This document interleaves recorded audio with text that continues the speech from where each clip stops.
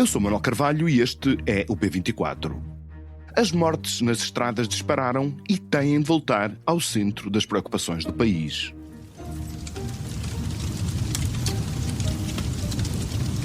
Este é o som de uma tragédia que, coletivamente, a sociedade portuguesa foi conseguindo travar ao longo de muitos e muitos anos. Mas que, em 2026, seja na época de Natal ou mais recentemente na Páscoa, voltou a ser vivido e ouvido em proporções alarmantes. Isso mesmo, o número de pessoas mortas nas estradas de Portugal ficou muito além dos registros dos últimos anos. E o flagelo da sinistralidade rodoviária regressou à preocupação dos cidadãos e das autoridades. Vejam-se os números desta Páscoa. 2.600 acidentes rodoviários registados até segunda-feira, que causaram 53 feridos com gravidade e 20 vítimas mortais. 4 vezes mais do que no período homólogo de 2024 ou de 2025. O que justifica esta tragédia? António Maio, da Unidade Nacional de Trânsito da GNR, fez um balanço da Operação Páscoa e deixou a sua leitura do problema numa entrevista à CNN Portugal. Ainda que o registro dos acidentes que a Guarda Nacional Republicana obteve não foram muito diferentes daquilo que tem vindo a ser o normal nos últimos tempos e comparativamente até com a Páscoa do ano passado, no entanto, a gravidade destes acidentes, e foram 10 acidentes graves que levaram a vida a 14 pessoas, isso preocupa-nos extremamente. Ou seja, não foi o número de acidentes que se multiplicou, foi a sua gravidade. O mesmo tinha, aliás, acontecido na operação do último Natal. Menos 4,4% do número de acidentes, mais 31% no número de mortos. Entre 18 de dezembro e 4 de janeiro últimos, 38 pessoas perderam a vida nas estradas. O Governo considera que estes registros reclamam um tempo de uma reflexão séria e ação. Num comunicado, o Ministério da Administração Interna promete para muito em breve a apresentação de um pacote de medidas estratégicas para combater este flagelo. Com estes números, Portugal, que apresenta uma taxa de sinistralidade muito acima da média da União Europeia, 45 vítimas mortais por milhão de habitantes na União contra as 58 registadas no nosso país, está cada vez mais longe de cumprir as metas europeias para a redução da sinistralidade rodoviária estabelecidas pela União para 2030. O que está a acontecer e o que fazer para travar este flagelo social que, para lá das perdas humanas, implica um custo económico anual que na Europa está estimado em cerca de 2% do produto interno bruto. Oportunidade para uma conversa com Manuel João Ramos, presidente da Associação Portuguesa de Cidadãos Automobilizados, que acompanha há anos este problema. Este é o P24, o seu dia começa aqui. Manuel João Ramos, muito obrigado por vir ao P24, é um prazer tê-lo aqui connosco, ainda que seja para falar de um assunto extremamente grave. Eu começava por lhe perguntar o que é que, no seu entender, explica este aumento de mortes nas estradas portuguesas, em particular no último Natal e na última Páscoa? Bom, obrigado pelo convite para estar neste podcast. O que explica a situação, e temos que reparar que os números têm vindo a piorar de ano para ano desde ao fim e ao cabo, desde o Covid. Tivemos aquela melhoria nos tempos do Covid e desde então os números têm estado sempre a piorar. Isto acontece por razões muito práticas e muito óbvias. Não existe neste momento, e há 7 anos, estamos há 7 anos, sem um Plano Nacional de Segurança Rodoviária. Portanto, não houve durante o governo PS António Costa e não há com este governo qualquer atenção, preocupação com o problema do trauma e dos desastres rodoviários em Portugal. Portanto, é um assunto que foi colocado na gaveta, e foi colocado na gaveta, eu diria, já desde o início dos governos de António Costa. Portanto, António Costa nunca deu atenção ao assunto rodoviário. Quer dizer, a administração interna esteve, como nós sabemos, principalmente focada nos incêndios e, portanto, toda a problemática da segurança rodoviária foi absolutamente secundarizada. Portanto, nós vínhamos de um período de crise em 2014, no tempo da Troika, em que os números melhoraram porque não havia dinheiro para andar nas estradas. E acha que foi por causa disso? Portanto, os números melhoraram, portanto, e o Governo achou que já não se precisava de trabalhar nisso? Exatamente. Este é o panorama, portanto, é o quadro geral. Não há qualquer atenção, preocupação por parte das autoridades dos detentores de cargos públicos em relação ao problema da segurança rodoviária. E, portanto, não há nem investimento, nem atenção mediática, nem preocupação por parte seja do legislador, seja do executivo, para que haja uma melhoria da situação. Portanto, não é reconhecido como problema. E, portanto, quando um problema não é reconhecido como problema, é colocado debaixo do tapete, aquilo que nós temos é o resultado que temos, que é os cidadãos portugueses acham que não há autoridade nas estradas, não há Estado nas estradas. E, portanto, os comportamentos de infração multiplicam-se e, infelizmente, o resultado é traumático. É dramático e é trágico. Um plano como esse que o senhor está a referir iria contribuir para melhorar a situação em quê? Por reforçar o policiamento ou que medidas é que acha que o senhor que são absolutamente cruciais para contrariar esta tendência? Repare, eu não tenho grande fé nos planos rodoviários portugueses. Nós temos planos, tivemos vários planos, desde 2001 que existem planos. O facto de pelo menos haver um plano já significa que há uma preocupação interagências e interministérios para fazer alguma coisa. Quando não há um plano, nem sequer essa preocupação há, ou seja, nem sequer há reconhecimento público. E, portanto, os planos pelo menos têm essa mais-valia. Agora, o problema é, e cada plano que é apresentado, que tem sido apresentado, reconhece que o plano anterior não funcionou. Portanto, por isso eu digo, eu não tenho grande fé nos planos. Não há uma solução mágica, não é? Não, mas pelo menos há um nível de empenhamento mínimo por parte dos governos e dos ministérios para fazer alguma coisa, seja na saúde, seja na educação, seja na justiça, seja no policiamento, pelo menos há algum princípio de planificação, algum princípio, há um reconhecimento que há este problema aqui e aquele problema, temos o problema nas estradas, temos problemas nos comportamentos, temos falta de cinto de segurança, temos velocidade a mais, temos álcool a mais. Portanto, não é que daí resultem melhorias significativas, mas a preocupação dos vários setores com o problema significa pelo menos de que há um mínimo de resposta. E isso foi o que de certa maneira foi acontecendo. Quando deixa de haver plano, deixa de haver resposta.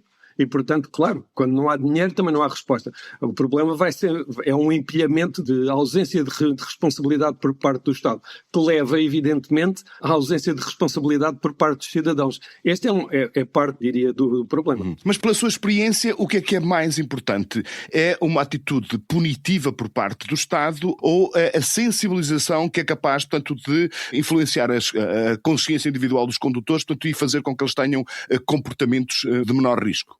Ou é as duas coisas? É as duas coisas, evidentemente, são as duas coisas. Tem que haver programas de prevenção rodoviária, tem que haver uma promoção de uma cultura de civilidade rodoviária e aí isso evidentemente, começa-se nas escolas e continua-se pelas universidades e pela vida ativa e tem que haver, por outro lado, evidentemente, fiscalização, mas não é fiscalização aleatória, pontual como existe. Tem que haver uma fiscalização consistente e regular, que é uma coisa que não existe. Nós sabemos que podemos atravessar Portugal do Minho até ao Algarve e não encontrar uma patrulha da GNR nas estradas. E quando nós encontramos uma patrulha da GNR nas estradas, ela circula frequentemente à mesma velocidade que todos os outros condutores, que é uma coisa que se nós formos à Espanha vemos que não acontece. A Guarda Civil circula geralmente a uma velocidade mais baixa e com muito mais presença nas estradas, porque isso significa que é visto por muito mais condutores.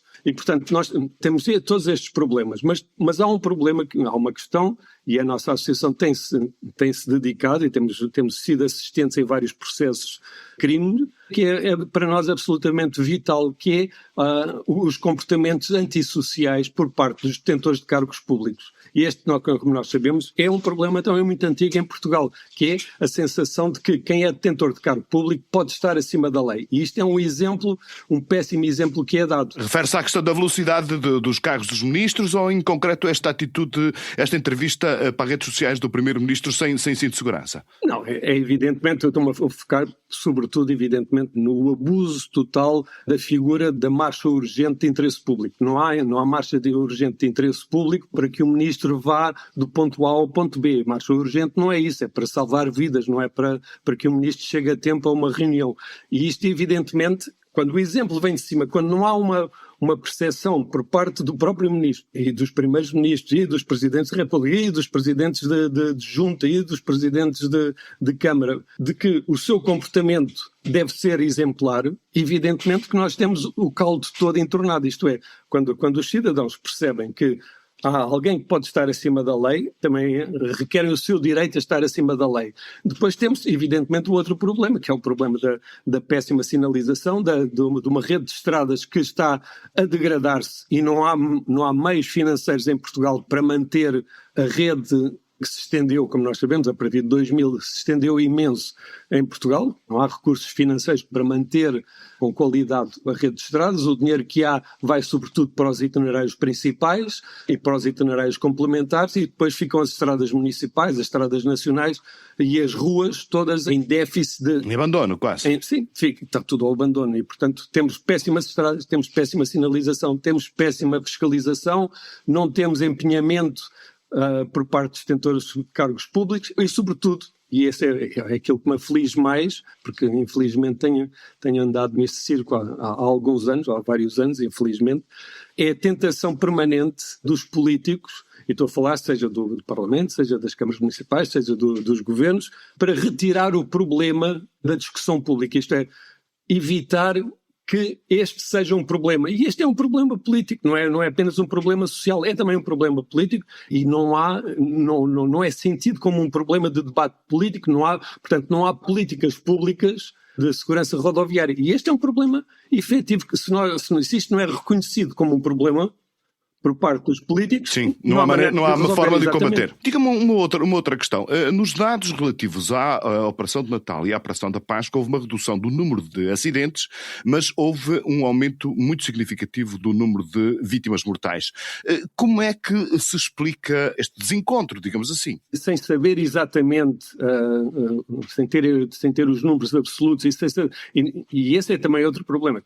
Nós não temos acesso regular e efetivo aos números, e depois não há a Autoridade Nacional de Segurança Rodoviária não faz uma outra coisa que antes fazia, que a Direção-Geral de Viação fazia, que era pelo menos não apresentar os números, mas apresentar um relatório minimamente detalhado para sugerir vias de explicação. Isso não existe neste momento. Ou seja, não sabemos que são por excesso de velocidade, por excesso de álcool? Sabemos, mas não sabemos o suficiente, não sabemos tendências, não são estudadas as tendências, não são estudadas a tipologia dos acidentes. E, portanto, não temos um quadro claro do que se passa efetivamente. E isso torna-se ainda mais evidente quando a Autoridade Nacional de Segurança Rodoviária tem desde, creio, 2018, obrigação, portanto o Ministério da Administração Interna indicou que era obrigatório para a Autoridade Nacional de Segurança Rodoviária apresentar no primeiro semestre do ano seguinte os números dos mortos a 30 dias e publicá-los, e desde 2020 que nós não sabemos